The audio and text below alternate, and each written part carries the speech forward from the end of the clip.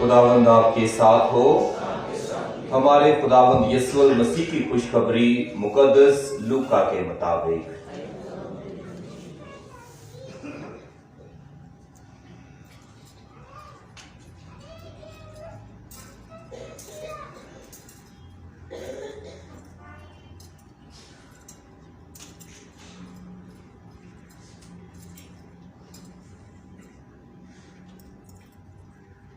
اس کا 5واں باب 1 سے 11 آیت تک۔ ایک دن یسوع جب ناصرت کی جھیل کے کنارے کھڑا تھا اور ہجوم خدا کا کلام سننے کے لیے اس پر گرے پڑتے تھے، تو ایسا ہوا کہ اس نے جھیل کے کنارے 2 کشتیاں لگی دیکھیں، لیکن ماہی گیر ان پر سے اتر کر جال دھو رہے تھے۔ اس نے ان میں سے اس کشتی پر چڑھ کر جو شمعون کی تھی اس سے درخواست کی کہ کنارے سے ذرا ہٹا لے چل، اور وہ بیٹھ کر ہجوم کو کشتی پر سے تعلیم دینے لگا۔ اور جب کلام کر چکا تو شمعون سے کہا کہ گہرے میں لے چل اور تم شکار کے لیے اپنا جال ڈالو۔ شمعون نے جواب میں کہا کہ اے استاد، ہم نے ساری رات محنت کی مگر کچھ حاصل نہیں ہوا، لیکن تیرے کہنے سے جال ڈالوں گا۔ اور جب انہوں نے یہ کیا تو مچھلیوں کا بڑا غول گھیر لیا اور ان کے جال پھٹنے لگے۔ تب انہوں نے اپنے شرکا کو جو دوسری کشتی پر تھے اشارہ کیا کہ آؤ ہماری مدد کرو۔ وہ آئے اور دونوں کشتیاں ایسے بھر دی کہ ڈوبنے لگی۔ شمعون پطرس نے یہ دیکھ کر کہ یسوع کے پاؤں پر گر پڑا اور کہا، اے خداوند، میرے پاس سے چلا جا، اس لیے کہ میں گناہ گار آدمی ہوں۔ کیونکہ اس ماہی گیری کے سبب جو انہوں نے کی تھی، اور وہ اس کے سب ساتھی نہایت حیران ہوئے۔ اور ویسے ہی زبدی کے بیٹے یعقوب اور یوحنا بھی جو شمعون کے شریک تھے۔ تب یسوع نے شمعون سے کہا، مت ڈر، اس وقت سے تو آدم گیری کرے گا۔ وہ کشتی کو کنارے پر لے آئے اور سب کچھ چھوڑ کر اس کے پیچھے ہو لیے۔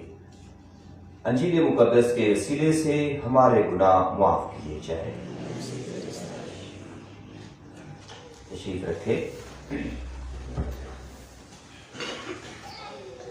مسیح میرے عزیز بھائی اور بہنوں، خدا کا کلام ہمیشہ کی طرح آج بڑے خوبصورت انداز میں ہم کلام ہے، اور آج کی تینوں تلاوتیں ہی بڑی خوبصورتی کے ساتھ بلاوے کے بارے میں بات چیت کرتی کہ خدا انسان کو بلاتا ہے، اور جب خدا انسان کو بلاتا ہے تو انسان اپنا عذر خدا کے سامنے پیش کرتا ہے۔ پہلی تلاوت میں ہم نے سنا کہ خدا یروشلم میں اشعیا نبی کو بلاتا ہے۔ کون سی جگہ ہے؟ یروشلم، جو پاک ہے، اور جگہ بھی ہے یروشلم، اور یروشلم کے اندر خدا کی ہیکل، اور اس ہیکل کے اندر خدا اشعیا نبی کو رویا دکھاتا ہے۔ انگریزی زبان سے کہتے ہیں انسپائریشن، کہ خدا سے انسپائر کرتا ہے۔ خدا اپنا روح اس پر انڈھیلتا ہے، اور جو روح سے بھرتا ہے وہ خدا کا ویژن دیکھتا ہے، خدا کا جلال دیکھتا ہے۔ اور پہلی تلاوت میں اشعیا نبی خدا کا جلال یروشلم میں دیکھتا ہے، خدا کی ہیکل میں دیکھتا ہے، اور وہ جلال کیا دیکھتا ہے؟ وہ کہتا ہے کہ اس وقت عزیہ بادشاہ کی وفات کے برس میں نے خداوند کو بلند فراز تخت پر بیٹھے دیکھا، اور اس کے لباس کے دامن نے ہیکل کو بھر دیا۔ یعنی یہ خداوند کی ہیکل و خدا کا گھر ہے، اور جب یہاں پر عبادت ہوتی ہے تو خدا اس عبادت کے گرد اپنے لباس سے اسے بھر لیتا ہے، اور اس کو پرامن کرتا ہے، اور اس سے خدا کا جلال ظاہر، یعنی کہ خدا کی حفاظت اور نگہبانی میں ہم عبادت کرتے۔ تو یہ اشعیا نبی کا ویژن ہے۔ اشعیا نبی کا وہ رویا ہے جسے وہ دیکھتا ہے کہ جب انسان، آپ لوگ بھی بیٹھے ہیں کہ آپ یہاں پر عبادت کر رہے ہیں اور اس عبادت کے دوران بہت سارے لوگ باہر سے ہماری حفاظت بھی کر رہے ہیں. آج کل آپ جانتے ہیں کہ خاص طور پر جو فادر صاحبان ہیں، کاہن صاحبان ہیں، یا پادری صاحبان ہیں، پاسٹر صاحبان ہیں، انہیں ان کی زندگی کے لائف تھریٹس ہیں. مجھے بھی محسوس فون کالز آئی، لیکن کبھی بھی نہیں ڈرتے. کیوں نہیں ڈرتے؟ کیونکہ ہم خدا کی حفاظت میں رہتے.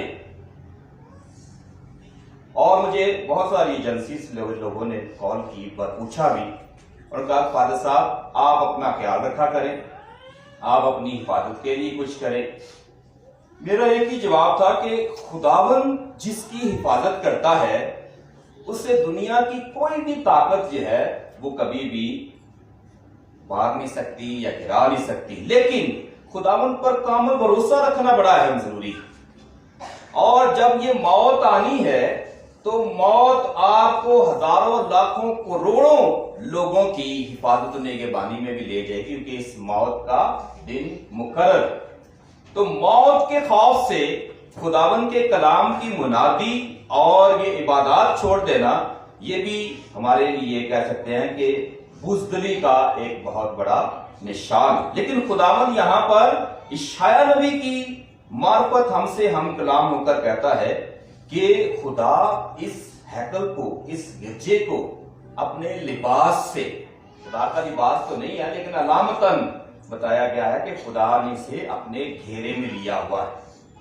اور اس وجہ سے خدا اس کو کیوں گھیرے میں لیتا ہے اپنی ہیکل کو، اور اس کے پاس سرافین کھڑے ہوتے. سرافین فرشتوں کو کہا جاتا ہے، اور ان سرافین میں سے ہر ایک کے 6 پر تھے. 2 سے وہ اپنے منہ کو چھپاتا، 2 سے اپنے پاؤں کو ڈھانپتا، اور 2 سے اڑتا، اور ایک دوسرے کو پکارا اور کہا قدوس قدوس قدوس رب الافواج، تمام زمین اس کے جلال سے معمور ہے. اور پکارنے والے کی آواز سے دہلیز کی بنیادیں ہل گئی اور گھر دھوئیں سے بھر گیا. آپ نے کبھی غور کیا ہے، اکثر کلیسیا کو ہمارے چرچ، خاص طور پر کیتھولک چرچ میں بہت ساری چیزوں پر اعتراض ہوتا ہے، خاص طور پر پولیٹیکل، سیاسی، کہ اگر ہم کسی سیاسی بندے کو یا کوئی ایسے بندے کو جو غیر مسیحی عبادت ہو رہی ہے، اور اس عبادت کے دوران، جیسے میں ابھی کلام سنا رہا ہوں، اور اس دوران کوئی آپ کے مطابق کوئی بڑی شخصیت آ جاتی اور آپ کان میں آ کر مجھے کہتے ہیں فادر جی وہ آمڈے نے بس 1 منٹ 2 منٹ کلام ٹھہر. تو میرا جواب ہمیشہ سے کسی بھی فادر کا وہ کہے گا کہ 2 منٹ صبر کر لیں، عبادت ختم ہو جائے پھر کچھ ہو سکتا ہے، لیکن میں عبادت کے دوران ایسا نہیں کرنے دوں گا. بعد میں کہا کہ جی ہماری بے عزتی ہو گئی، ہم نے بڑی مشکل کے ساتھ اس بندے کو یہاں پر لائے تھے اور انہوں نے آ کر پنجابی کرنے کا ہی نہیں پایا. وجہ کیا ہے کہ یہ خداوند کا گھر، یا جسے ہم خدا کی ہیکل کہتے ہیں، یہ عام عبادت گاہوں سے مختلف ہے. کیوں مختلف ہے؟ کیونکہ آج جو آپ نے کلام سنا، جب یہاں پر عبادت ہوتی ہے اور خدا کی حضوری ہوتی ہے تو ہمارے اس گرجا گھر میں خدا کا پاک صندوق موجود ہے کہ نہیں موجود؟ خدا کا پاک صندوق موجود ہے، اور جہاں پر خدا کا پاک صندوق موجود ہوتا ہے وہ حقیقتاً خداوند کی عبادت کا اور خداوند کی ہیکل کہلاتی. عہد کا صندوق تھا نا، شہادت کا صندوق تھا نا، جس کے اندر خدا نے 10 احکامات اور موسیٰ کے آسا رکھا ہوا تھا، اور اس کی اتنی عزت اور احترام کہ کوئی بندہ اس مقام تک، یہ دیکھیں کہ یہاں پر سٹیپ بنے ہیں، اور آپ یہاں پر یہ ایریا فرق ہے، یہ ایریا فرق ہے، یہ تھوڑا سا اونچا ہے، یہ تھوڑا سا نیچے ہے. عام گرجا گھروں میں ایسا ہی ہوتا. وجہ کیا ہے کہ یہ مقام صرف کاہن اور خدا کے مذبح کے لیے ہے اور اس کے اوپر خداوند کا پاک صندوق. یہاں پر کسی اور شخص کو آنے کی اجازت نہیں ہوتی. اس کی وجہ کیا ہے کہ پاک تو کوئی بھی نہیں. میرے سمیت میں کہوں کہ میں اگر پاک ہوں تو میں بھی نہیں. پاک کوئی بھی نہیں ہے، لیکن پھر بھی خدا یہ موقع بخشتا ہے کہ ہو سکتا ہے کہ انسان اپنے آپ کو پاک سمجھے. ناپاک اپنے آپ کو تو کوئی بھی نہیں سمجھتا. اگر میں کسی کو کہہ دوں کہ تو ناپاک ہے تو پہلے جواب ریئیکٹ کرے گا، وہ کہے گا کہ تو کون ہوتا ہے مجھے ناپاک کہنے والا. تو لیکن یہ خدا جانتا ہے اور وہ انسان جانتا ہے. اور اسی ناپاکی کی حالت میں اگر خدا کے مذبح اور خدا کے اس پاک صندوق کے نزدیک جاتے ہیں تو آپ اپنی سزا خود اس کو اپنا لیتے.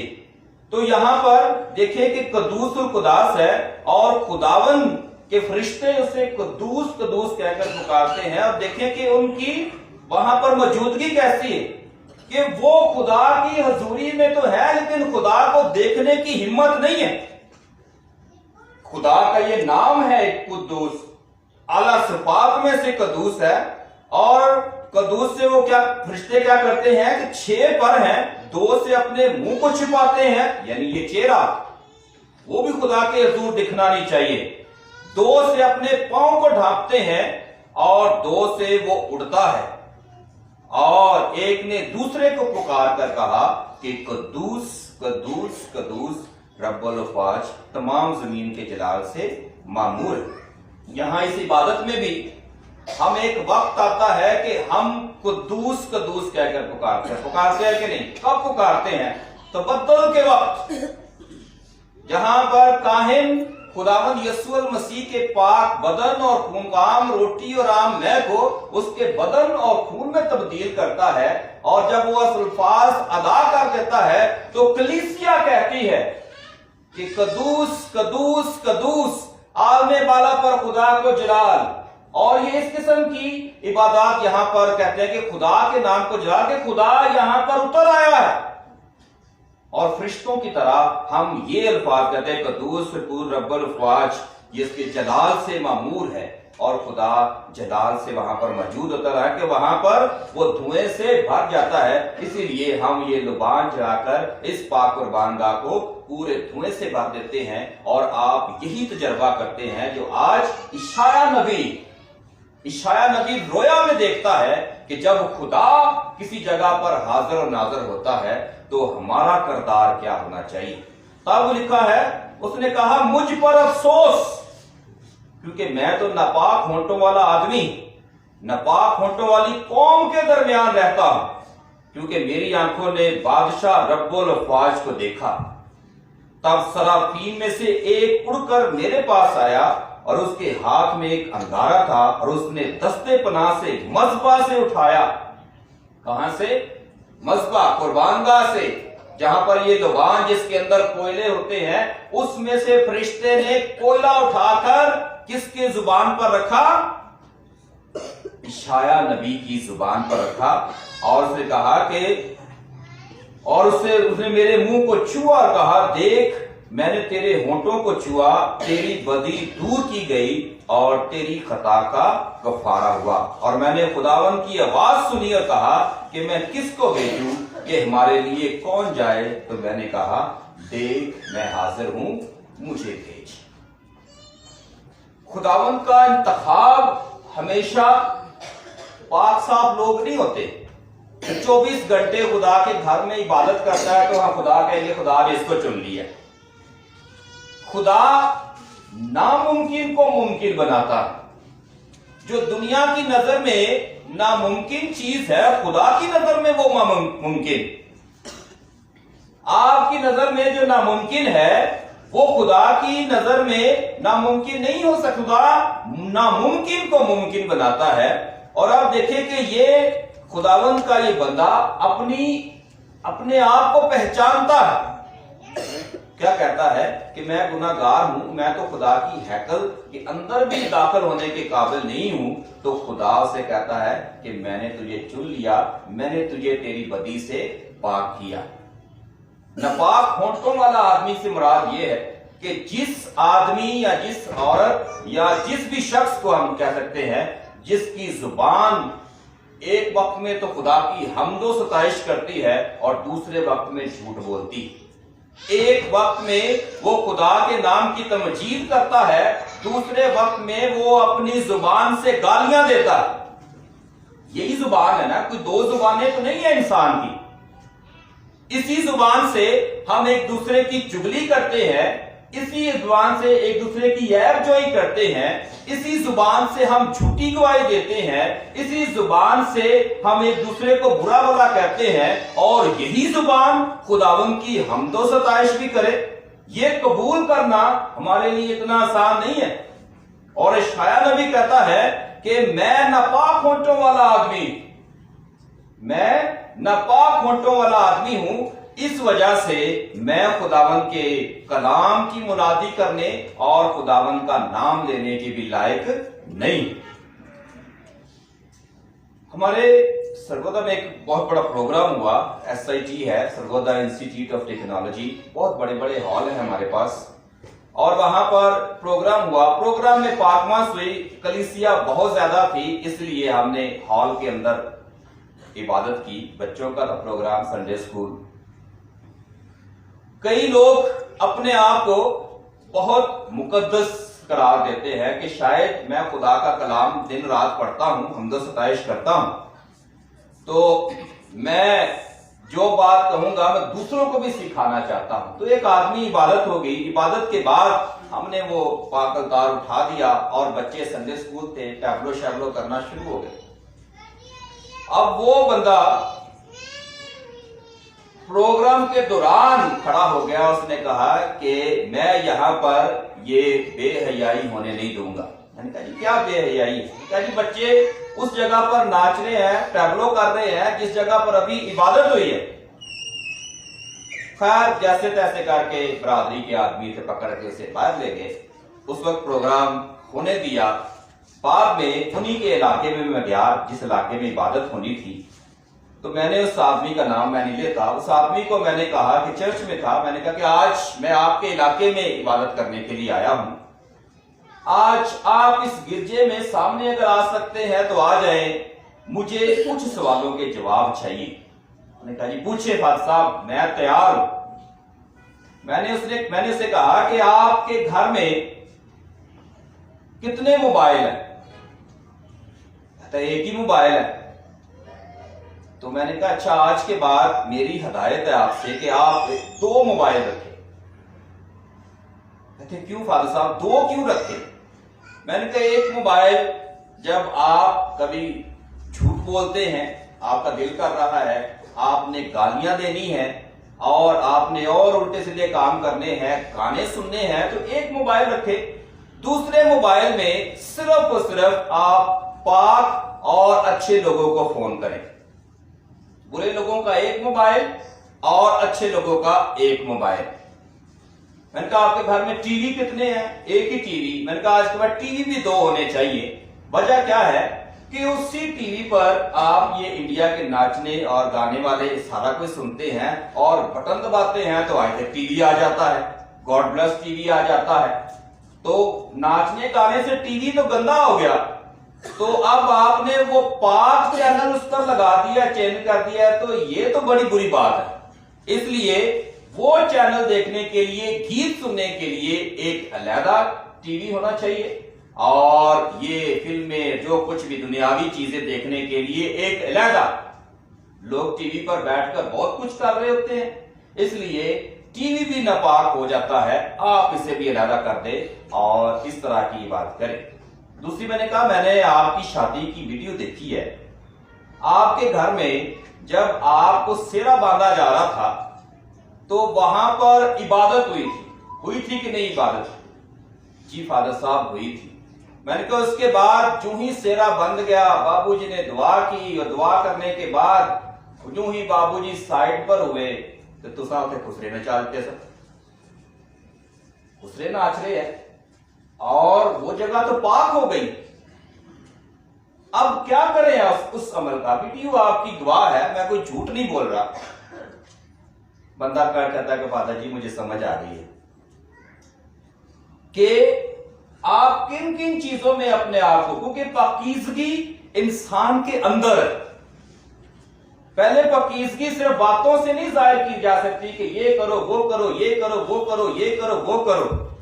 جو پاک ہے وہ خدا کو ان آنکھوں سے اور ویژن کے ساتھ، اشعیا نبی اتنا پاک نہیں، وہ قبول کرتا ہے، لیکن خدا نے اسے اپنا جلال دکھانا ہے اور خدا اس کی ناپاکی کو پاکیزگی میں بدلتا ہے. اور اس وجہ سے ہمیں صرف یہ دنیاوی اور مٹیریل چیزوں کو سامنے نہیں رکھنا کہ یہ چیزیں ہمارے سامنے ہونی چاہیے تو پھر ہی ہم پاک اور صاف ہو سکتے ہیں. خداوند یسوع مسیح نے کلام میں باحق کئی دفعہ اس بات کا ذکر کیا کہ یہ قوم ہونٹوں سے تو میری توقیر کرتی ہے لیکن ان کے دل مجھ سے دور ہے. پھر وہ فریسیوں کو جو سارا سر پاک کی انگلیوں کے اندر یہ اتنا صفائی ہونی چاہیے، چھوٹی چھوٹی باتوں کو طہارت وہ کرتے تھے، خداوند نے کہتا ہے کہ یہ چونا پھری قبریں ہے. یہ اپنے لوٹوں کو، تانبے کو، چیزوں پر، ترکاریوں کو، ہر چیز کو دھوتے ہیں لیکن ان کے دل صاف نہیں ہے. مجھے ایسی قوم سے کوئی لینا دینا نہیں ہے. تو خدا اشعیا نبی کو چنتا ہے جو دنیا کی نظر میں ناپاک، دنیا اسے قبول نہیں کرتی، اور خدا سے کہتا ہے کہ تیرے ہونٹوں کو میں نے چھوا ہے اور تیری بدی تجھ سے دور ہوئی اور تیری خطا کا کفارہ ہوا. اور اشعیا خداوند کی آواز سنتا ہے اور وہ کہتا ہے کہ میں کس کو بھیجوں. خدا کہتا ہے کس کو بھیجوں؟ تو اشعیا کہتا ہے کہ اے خداوند میں حاضر ہوں، مجھے بھیج. اور اشعیا نبی آپ جانتے ہیں کہ کلام میں کتنا بڑا نبی ہے جو خداوند یسوع مسیح کے آنے کی پیشن گوئی کرتا ہے. دوسری تلاوت میں مقدس پولس رسول ہے. پہلی جگہ میں نے کون سی بتائی؟ یروشلم. دوسری جگہ کون سی ہے کہ جہاں پر پولس رسول پر خداوند اپنا آپ ظاہر کرتا ہے؟ دمشق. دمشق جگہ کا نام ہے، جگہ شہر ہے. دمشق پر خدا پولس رسول پر اپنا آپ ظاہر کرتا ہے. پولس 12 رسولوں میں سے رسول نہیں تھا. پولس نے تو خداوند یسوع مسیح کو دیکھا ہی نہیں تھا. 12 رسول تو ساتھ کھاتے پیتے اٹھتے بیٹھتے تھے. پولس مسیحیوں کا دشمن تھا، قتل کرتا تھا. اس کا نام شاؤل تھا. مسیحیوں کا دشمن، اتنا گناہگار شخص، اور خدا اسے اپنا جلال دکھاتا ہے. جس طرح اشعیا نبی کو اپنا جلال دکھاتا ہے، اسی طرح وہ پولس رسول کو اپنا جلال دکھاتا ہے. اور پولس رسول پر اپنا آپ ظاہر کر کہتا ہے کہ شاؤل شاؤل تو مجھے کیوں اذیت دیتا ہے. اور اس کی آنکھیں وہاں روشنی سے چندیا جاتی ہیں اور اس کے بعد وہ خداوند کو دیکھتا ہے، گھوڑے سے گر جاتا ہے. اور یہاں پر پولس رسول اپنی ناپاکی اور اپنی اس کمزوری کو بیان کرتا ہے. وہ کیا کہتا ہے کہ اے بھائیو، میں تمہیں اسی انجیل کی بات جتاتا ہوں جو میں نے تمہیں سنائی تھی اور جو تم نے قبول بھی کی تھی اور جس میں قائم ہو اور جس کے سبب تم نجات پاتے، بشرطے کہ جس طرح میں نے تمہیں واعظ کیا، یعنی کلام سنایا، لیکچر دیا، کہ تم اسی طرح مانو، نہیں تو تمہارا ایمان لانا بے فائدہ ہے. کیونکہ سب سے اول میں نے وہی بات تم کو پہنچا دی جو مجھے پہنچی تھی. یعنی پولس رسول نے ڈائریکٹ خداوند سے نہیں سنا کہ جاؤ، جس طرح متی 28 باب 19 آیت میں کہتا ہے کہ جاؤ سب قوموں کو شاگرد بناؤ. یہ 12 رسولوں کو حکم ملا تھا لیکن پولس رسول کو یہ حکم نہیں ملا تھا. اس لیے پولس رسول کہتا ہے کہ میں نے تمہیں وہی بات پہنچا دی جو مجھے پہنچی تھی کہ مسیح نوشتوں کے موافق ہمارے گناہوں کے واسطے مرا، دفن کیا گیا، تیسرے دن مردوں میں سے جی اٹھا. اور کیفا یعنی پطرس، اور اس کے بعد ان 12 کو دکھائی دیا اور بعد میں 500 سے زیادہ بھائیوں کو ایک ساتھ دکھائی دیا. ان میں سے سب نے اسے زندہ دیکھا اور بعض زندہ ہے اور بعض سو گئے ہے. پھر یعقوب کو دکھائی دیا، پھر سب رسولوں کو، اور سب سے پیچھے مجھے دکھائی دیا. یعنی سارا کلام کی منادی ہو گئی ہے. ہر جگہ مسیح کا کلام پھیل گیا ہے، مشن جاری ہو گیا ہے. اور آخر میں وہ کہتا ہے کہ خدا نے مجھے چنا اور مجھ پر اپنا آپ ظاہر کیا. لیکن وہ اپنی کمزوری اس طرح بیان کرتا ہے، اس واسطے کہ میں نے خدا کی کلیسیا کو ایذا دی، یعنی اذیت دی. مگر جو کچھ ہوں خدا کے فضل سے ہوں. یعنی خدا نے اسے فضل دیا، پاک کیا، اور اس کا فضل مجھ پر بے فائدہ نہیں ہوا، بلکہ میں نے ان سب سے زیادہ محنت کی. یہ سب کچھ میں نے کہا کہ یہ ہمارا عبادت کا نظام جو ہے، میں یہاں پر کھڑا ہوں، یہ کلام پڑھ رہا ہوں، یہ اذکار ہے، یہ سب پولس رسول کی بدولت ہے. یہ طریقہ کار عبادت کیسے کرنی ہے، ساری ارینجمنٹ پولس رسول نے کی. اس لیے کہتا ہے کہ سب کو 12 رسولوں کو بھی دکھائی دیا، لیکن سب سے زیادہ محنت میں نے کی ہے، اور یہ میری طرف سے نہیں ہوئی بلکہ خدا کے اس فضل سے ہوئی ہے جو مجھ میں ہے. بس خواہ میں ہوں اور خواہ وہ ہوں، ہم یہی منادی کرتے ہیں اور اس پر تم ایمان لاؤ. پھر وہ اپنے آپ کو کہتا ہے کہ میں ادھورے دنوں کا پیدا ہوا، مسیح کی کلیسیا کو، یعنی گناہگار شخص، اور خدا نے مجھے گناہگار ہونے کی حیثیت سے ہی چن لیا. تو یہ آج دمشق کے علاقے میں، پہلے یروشلم میں اشعیا نبی قبول کرتا ہے اپنی کمزوری، دمشق میں پولس رسول اپنی کمزوری قبول کرتا ہے، اور تیسری جگہ ہے انجیل مقدس میں جناسرت. یہ بھی جگہ کا نام ہے، شہر کا نام ہے، کہ یسوع جناسرت کی جھیل کے کنارے کھڑا تھا اور ہجوم خدا کا کلام سنتے تھے اور اس پر گرے پڑتے تھے. تو خداوند نے وہاں پر معجزہ کیا. کون سا معجزہ کیا؟ کہ اس نے ناممکن کو ممکن بنا دیا، ناممکن کو ممکن بنا دیا، نا امید کو اس نے پر امید کر دیا. ہم بھی اپنی زندگی میں زیادہ تر پر نا امید ہوتے ہیں. کوئی کام شروع ہم کرنے لگے تو کہتے ہیں کہ نہیں، لوگ کہتے ہیں کہ نہیں یہ تسی کی کرنے لگے ہو، یہ نہیں ہونا. کیوں نہیں ہوگا؟ کیونکہ میرا تجربہ ہے کہ ایسا نہیں ہوگا اور ایسا نہیں ہوگا. اب یسوع مسیح کے یہ شاگرد پروفیشنل ہے، مچھیرے ہے، جو مچھلیوں کو کہہ سکتے ہیں کہ اوپر پانی سے دیکھ سکتے ہیں کہ کہاں پر مچھلی ہو سکتی ہے، کہاں پر نہیں ہو سکتی. کچھ طریقے کار ہوتے، کون سے وقت میں مچھلیاں پکڑنی چاہیے، کون سے وقت میں مچھلیاں نہیں پکڑنی چاہیے. تو یہاں پر انہوں نے مچھلیاں پکڑنی، اور خداوند نے کہتا ہے کہ گہرے میں لے چل اور جال ڈال. وہ سارے جانتے ہیں کہ گہرائی میں مچھلی نہیں پکڑی جاتی. اور کون سا ایریا ہوتا ہے جہاں پر مچھلیاں زیادہ آتی ہیں؟ تو وہ کہتے ہیں جی گہرائی میں مچھلی نہیں ہوتی، یہ کناروں کی یا کسی ایسی جگہ پر ہوتی. تو خداوند کو وہ کہتے ہیں، شمعون نے کہا کہ استاد ہم نے ساری رات محنت کی مگر کچھ حاصل نہ ہوا. لیکن پطرس کا جواب کیا ہے؟ خداوند تیرے کہنے پر ہم دوبارہ جال ڈالتے.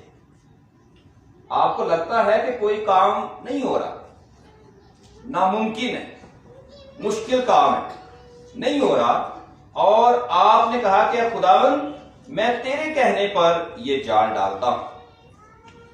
میں نے اپنی ذاتی زندگی میں یہ بڑا سیکھا ہے. میں پشاور میں میری ٹرانسفر تھی، اکیڈمی ٹاؤن، یہ یونیورسٹی کے پاس ایریا، چھوٹا سا علاقہ ہے. وہاں پر جب حالات خراب تھے 2010 اور 11 میں، تو سسٹر سے بات کے پاس ایک سکول تھا، تو سسٹریں نہیں جا سکتی تھی، خواتین کا وہاں پر جانا بڑا مشکل تھا. اس علاقے میں بہت سارے لوگوں کی اموات ہو گئی، اور پھر مشر صاحب نے مجھے کہا کہ آپ کیا وہ سکول چلا سکتے ہیں؟ تو میں نے کہا ٹھیک ہے، ہم اس کو چلاتے ہیں. تو وہاں پر میں چلا گیا، تو سارا چونکہ وہ قبضہ تھا، صرف بلڈنگ تھی ہمارے پاس، کوئی اور چیز نہیں تھی. اور وہاں پر ہی لوکل 4 ہماری بیٹیاں تھیں، لیکن خدا کے فضل سے وہ کافی ایجوکیٹڈ تھی. میں اسکول میں گیا، خالی تھا، ایون کہ کوئی چیز نہیں تھی سوائے بلڈنگ کے. تو میں نے کہا کہ آپ اس کو سٹارٹ کیسے کرنا؟ ناممکن چیز. پہلی بات آپ کے پاس فنڈز ہونے چاہیے، پیسے ہونے چاہیے، کیا کیا جائے؟ اور اس کے بعد ٹیچرز ہونے چاہیے. ٹیچرز تو چلو ارینج کر لیں گے، بچے کہاں سے لائیں گے؟ تو وہاں پر میں اسی 3-4 گھرانے تھے، ان کے پاس گیا، تو وہ میں پھر بات شیئر کر رہے تھے. تو وہ خود ہی بیٹیاں کہتی ہیں فادر جی ہم تعلیم یافتہ ہے اور خدا کے فضل سے ایم ایڈ ہے، اور اس سے بھی زیادہ ایجوکیشن ہے، لیکن ہم آپ کا ساتھ دے سکتے ہیں. میں نے کہا کس طرح؟ میرے پاس تو سیلری وغیرہ نہیں ہوگی. اس نے کہا ویسے بھی تو گھر میں ہم فارغ بیٹھے ہیں، تو چلے خدمت ہی صحیح، جب آپ کے پاس ہوگی تب ہمیں دے دیجیے گا. اور اس کے بعد میں نے پیرش کے اندر سے درجہ کی کارپیٹ وہ لے گیا، وہ بچھائے، تو گلی محلے میں بچے تھے، اکیڈمی ٹاؤن میں کرسچن بچے تھے، اور پھر آہستہ آہستہ پہلے تو انہیں ویسے ہی داخل، لیکن 100 روپیہ ان کا ایڈمیشن رکھا، گھروں میں جا جا کر 10 سال کا بچہ ہے تب بھی لے لیا، 12 سال کا تب بھی لے لیا، 15 سال کا تب بھی لے لیا، کوئی بھی جیسے بھی، سب بچوں کو ہم نے اکٹھا کیا، اور وہ 4 لڑکیاں جنہیں خداوند کے فضل سے خدا بہت کچھ آتا تھا، انہوں نے میرے ساتھ مل کر اس ایجوکیشن کو شروع کیا، اور اس کے بعد تقریباً 2 مہینے تک ہم کارپیٹ پہ رہے، اور پھر اسی طرح کوئی مخیر حضرات تھے، سینٹ فرانسس اسکول ہے حیات آباد میں، وہاں کے پرنسپل ایک دفعہ آئے اور بچوں نے اتنا خوبصورت انگلش میڈیم اسکول بن گیا، ٹیبلو کیا تھا، جن کے پاس فرنیچر نہیں ہے، ان بچوں کا فرنیچر 2 کلاسوں کا میں دوں گا،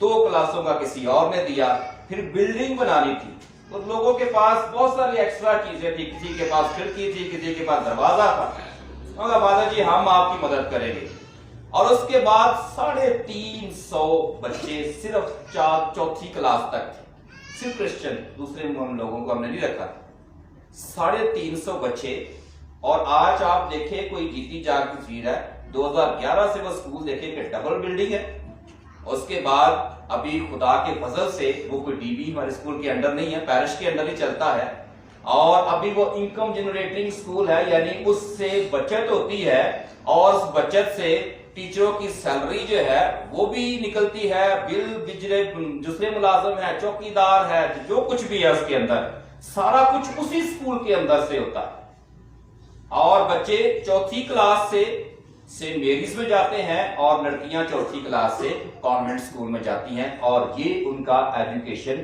سٹینڈرڈ ہے۔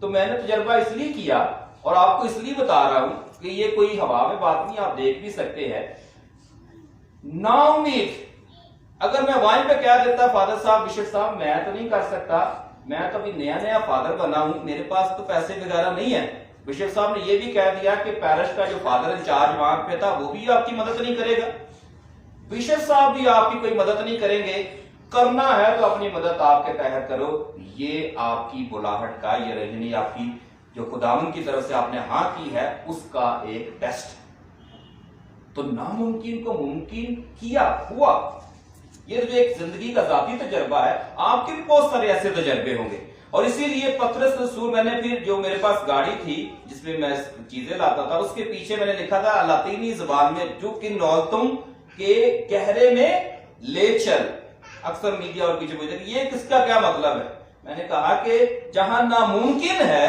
خدا وہاں پر ممکن بناتا ہے، اور اس نے مجھے اپنے اس فضل کے لیے استعمال کیا۔ خدا پر بھروسہ رکھنا بڑا ضروری ہے، ہم لوگ نا امید ہو جاتے ہیں کہ کیا کریں گے، کہ ایسے نہیں ہو سکتا، پیسے نہ ہوں گے تو 1 منٹ بھی یہ کوئی چیز نہیں دیتا، لیکن خدا پر بھروسہ رکھ کے دعا میں ٹھہر کر آپ خدا سے مانگیں گے تو خدا آپ کو ناممکن سے ممکن بنا کر دکھائے گا، اور یہاں پر پطرس رسول اسے کہتا ہے کہ مچھلیاں نہیں ہوں گی لیکن خداوند تجھ پر بھروسہ ہے، اور ہم جال ڈالتے ہیں، اور انہوں نے کہا کہ اتنی زیادہ مچھلیاں پر غور ہوا، گھیر لیا کہ جال پھٹنے لگے، اور تب انہوں نے اپنے شرکا کو جو دوسری کشتی پر تھے انہیں بھی بلایا اور کہا آؤ ہماری مدد کرو۔ یہ معجزہ کہ خدا ناممکن کو ممکن بناتا ہے، اور یہاں پر پطرس خداوند کے سامنے ہاتھ جوڑتا ہے، خداوند میں گناہگار آدمی ہوں، مجھ سے دور چلے جاؤ، میں تمہارے پاس ٹھہرنے کے بھی لائق نہیں، میں تمہارے پاس ٹھہرنے کے بھی لائق نہیں۔ ابھی ہم تھوڑی دیر بات کر رہے تھے خداوند کی حضوری میں ٹھہرنا اور خداوند کے جلال کو دیکھنا۔ آپ نے کبھی غور کیا ہے، اور آپ اتفاق کریں گے کہ اس گرجا گھر میں کبھی کوئی شیطانی حاضری ہوئی ہو اس گرجا گھر، اور جب نہیں ہوتی تو آپ لوگوں کا جنرل جواب کیا؟ کبھی پوچھے نا جی تسی نہیں بدرواں، تہاڈا فادر نہیں بدرواں شدرواں کردا، تو انہیں کہیں گے کہ یہ بدرویں ہمارا فادر صاحب تو نہیں نکال سکتے، ہمارے چرچ میں جو ہو، تو دوسرے چرچز میں یا مجبے میں بہت ساری حاضریاں ہوتی، کیوں؟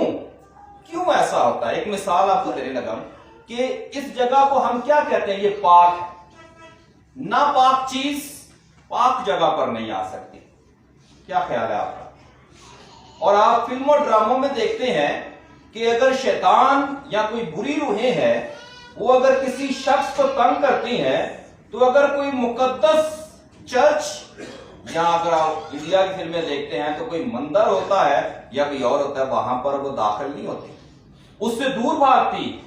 وہ اس کے باہر ضرور آگے پیچھے گھومے گی لیکن اس مجمع میں یا اس عبادت گاہ میں وہ نہیں آ سکتی.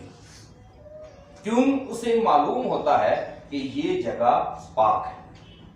اور جب یہ چرچز بنائے جاتے ہیں تو اس کو میں تقدیس اس کی نہیں کرتا، اسے پاک نہیں کرتا. بشپ صاحب آتے ہیں، اس التار کو بھی وہ پاک کرتے ہیں، یہ دروازوں کو پاک کرتے ہیں، ہر چیز وہ کرتے. اور سب سے بڑی بات، خداوند یہاں پر موجود ہو وہاں پر شیطان کی موجودگی ناممکن ہے. اور کیتھولک مسیحوں کا ایمان یہاں پر یسوع مسیح 24 گھنٹے اپنے زندہ حالت میں موجود ہوتا ہے، اپنے پاک بدن اور خون کی صورت میں. اور جب وہ یہاں پر ہے تو آپ کسی بھی بڑے شیطان کو جس کو کہہ سکتے ہیں کہ تنگ کر رہا ہے یہاں لے کر آئے، یہاں پر اس کی حاضری نہیں ہوگی. اگر ہوگی تو وہ بندہ یا بندی مکر کر رہا ہے، فریب کر رہا ہے اور وہ اپنے خاندان یا گھر والوں کو دھوکہ دے رہا ہے. ان کا بڑا آسان حال ہے. ہمارے ایک فادر صاحب ہے تو وہ اسی طرح چرچ میں حاضری ہو گئی ان کی، ایک خاتون تھی، میاں بیوی آئے تو بے ہوش پڑے تھے. خاوند کہتا ہے فادر جی اس کے اندر گونگی بدرو ہے، کیونکہ دوسری بدرو ہو تو بولنا شروع کرے اور اپنی آواز تبدیل کرے. اب اس فادر صاحب نے کہیں اور جانا تھا، کسی اور پیرس سے آیا تھا، تو میں نے کہا فادر جی ذرا اس پہ دعا کر دے. آپ پریشان ہو جائے اس بات سے، فادر جی کا ویسے ناخن جو نا یہ والا اتنا بڑا ہوا، انہوں نے کہا دعا کرتے ہیں. تو اس نے اس کے سر پر ہاتھ رکھا اور یہ ناخن اس کے سر میں، تو جو ہی گیت کہتے ہیں 2 انترے میں گاؤں گا، جو ہی جب ایک انترا گیا گیت کا تو ناخن اور چھپونا شروع کر دیا. دوسرے پہ گیا، ظاہر ہے انسان تھے، اس کو تکلیف تو ہونی تھی. اس نے کان میں پوچھا بیٹی بتا بدرو ہے کہ نہیں؟ پھر کہتے نہیں فادر جی مجھے درد ہو رہی ہے. تو اس نے کہا وہ بدرو کو ہو رہی ہے، تجھے تو نہیں ہو رہی، تو ٹھیک بیٹھی ہے. اس نے کہا بس خاموشی کے ساتھ میں تمہاری عزت رکھ لیتا ہوں. اپنے اس خاوند کو بلایا، اس نے کہا اسے بٹھا، دوبارہ اس میں حاضری ہو نا چرچ کے اندر تو پھر لے آنا میرے پاس، میں انہیں دے دوں دوسرے ہاتھ دے جاؤں بتا لوں. سمجھ آ رہی میری بات کی کہ اس قسم کی شیطان، یہ نہیں میں کہتا کہ یہ چیزوں کا وجود نہیں ہے، لیکن جب آپ کہیں کہ اس گرجا گھر یا اس پریمسز کے اندر وہ خدا کی حضوری کو نہیں مانتی، خدا کی پاکیزگی میں وہ داخل ہو جاتی ہے، تو اس کا مطلب ہے کہ وہ خدا سے بھی بڑھ کر. اور یہی وجہ ہے کہ آپ کسی بھی چیز کا ٹیسٹ کریں گے تو یہ ساری چیزیں آتی ہیں. باقی ہمیں پڑھایا سکھایا جاتا ہے کہ سائیکولوجیکل بھی نفسیاتی مسائل بھی ہوتے ہیں اور کچھ بیماریاں بھی ہوتی ہے جو اس طرح کی حرکات کرتے ہیں، تو وہ بھی سارے ان کے ٹیسٹ ہوتے ہیں. باہر کے ملک میں اگر آپ اس قسم کی کسی کو جوتیاں مارے، بال پکڑ کر مارے تو آپ کا جرم ہے اس قسم کی. تو یہ باتیں صرف بات کی باتیں ہیں. تو یہاں پر بتانے کی بات ہے کہ شمعون پطرس خدا کے سامنے، یعنی وہ اپنے آپ کو گناہگار محسوس کرتا ہے، کہتا ہے خداوند میرے سامنے سے چلا جا کیونکہ میں ایک گناہگار آدمی ہوں. پھر خداوند اس کی بھی ناپاکی اور خطاؤں کو معاف کر کے اسے کہتا ہے میں تجھے مشن سونپ رہا ہوں کہ آج کے بعد تو مچھلیاں نہیں بلکہ آدمی پکڑے گا، آدمگیر ہوگا. اب یہ تینوں شخصیات دیکھے، تینوں جگہیں دیکھے کہ خدا کا جلال دیکھا ان تینوں نے، اور کس حالت میں انہوں نے دیکھا؟ ناپاکی کی حالت میں انہوں نے خدا کا جلال دیکھا. اور جنہوں نے اپنی ناپاکی، کمزوری اور اپنے گناہگار ہونے کو قبول کر لیا، خدا نے انہیں جلال بخشا، عزت بخشی، اور خدا نے انہیں دیکھے کہ آج پطرس رسول خداوند یسوع مسیح کے بعد اس کی گدی پر بیٹھتا ہے. اور اس کے بعد پوپ صاحب جو ہے اسی گدی پر لگاتار 266 پوپ کو گزرے ہیں جو اسی گدی پر بیٹھتے ہیں جس گدی پر خداوند نے یہ اختیار دے کر پطرس کو بٹھایا تھا۔ تو یہی وجہ ہے کہ ہم خداوند کے اس جلال میں اپنے آپ کو قبول کرتے اور ہمارے سمیت ہم سب اسی کڑی کا ایک حصہ ہے۔ انسان جتنا حلیم اور فروتن ہوگا اتنا ہی خدا کے نزدیک ہوگا۔ اور اگر ہم کہیں کہ میں گناہ گار نہیں ہوں، دوسرا بندہ گناہ گار ہے، فلانا بندہ دیکھو یہ دے کام دیکھو، میں تو گرجے جاتا ہوں، میں تو نماز پڑھتا ہوں، میں تو روزی پڑھتا ہوں، میں یہ کرتا ہوں، میں غیر یقین دیتا ہوں، اور خداوند اس قسم کی عبادت پسند نہیں کرتا، وہ ناممکن کو ممکن بناتا ہے۔ اشعیاء نبی دنیا کی نظر میں، معاشرے کی نظر میں گناہ گار تھا، خدا نے اسے چن لیا۔ پولس رسول گناہ گار تھا، لوگوں کو تکلیف دیتا تھا، خدا نے اسے چن لیا۔ پطرس صاحب رسول جھوٹ بھی بولتا ہے اور خداوند کا انکار بھی کرتا ہے، خداوند اس کے باوجود اسے چنتا ہے اور وہ کام کرواتا ہے، کمزوری میں سے وہ اپنی طاقت کو ظاہر کرتا ہے۔ تو اسی لیے خداوند کے حضور اس بات کو ضرور قبول کیجئے اور اس کے ساتھ ساتھ ایک دوسرے کے لیے دعا کیجئے۔ خاص طور پر ان دنوں میں بہت زیادہ دعاؤں کی ضرورت ہے کلیسیا کی، اور کلیسیا کے ساتھ کی بھی ضرورت ہے کہ حالات کافی تشویشناک ہیں اور پورے ملک میں خوف و ہراساں بھی ہیں، اور بہت سارے ایسے شر پسند عناصر جسے ہم شیطان ہی کہہ سکتے ہیں کہ وہ انسانی روپ میں خدا کے اس کلام اور ان باتوں کو روکنے میں ہمارے لیے رکاوٹ بن رہے کہ خدا کا کلام نہ پھیلے۔ اور اس لیے اپنے کاہنوں کے لیے بھی دعا کیجئے، اپنے چرچ کے لیے دعا کیجئے کہ خدا انہیں ہر شر اور بری اس نظر سے جو اس سے نقصان پہنچا سکتی ہے محفوظ رکھے۔ خداوند آپ کو برکت دے اور اپنے جلال کے لیے استعمال کرے۔ مسیح